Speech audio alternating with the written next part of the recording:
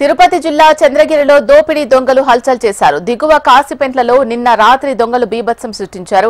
గోడ దూకి నలుగురు దుండగులు స్థానికంగా ఉంటున్న నాగేశ్వరరావు ఇంట్లోకి చొరబడ్డారు. నాగేశ్వరరావు అమెరికాలో ఉన్న కుమారుడితో ఫోన్ మాట్లాడుతూ ఉండగా ఈ ఘటన జరిగింది. ఆయనతో పాటు ఇంట్లో ఉన్న మరో ఇద్దరు వృద్ధుల కాళ్లు చేతులు కట్టేసి కత్తులతో బెదిరించి దోపిడీ చేశారు. ₹1,00,000 నగదు 10 సవర్ల బంగారంతో దోపిడీ దొంగలు పరారయ్యారు. దొంగలు ఇంట్లోకి ప్రవేశించిన దృశ్యాలు సీసీ కెమెరాలో రికార్డయ్యాయి. బాధితులు పోలీసులకు ఫిర్యాదు చేయడంతో ఘటనా స్థలానికి చేరుకుని వివరాలు సేకరించారు.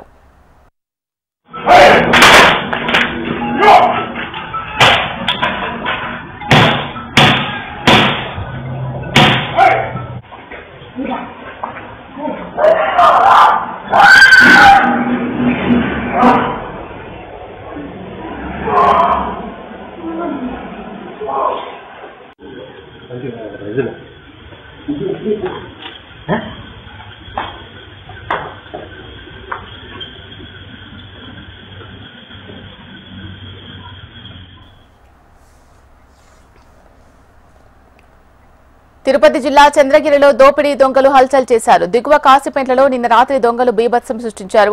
గోడ దూకి నలుగురు దుండగులు స్థానికంగా ఉంటున్న నాగేశ్వరరావు ఇంట్లోకి చొరబడ్డారు.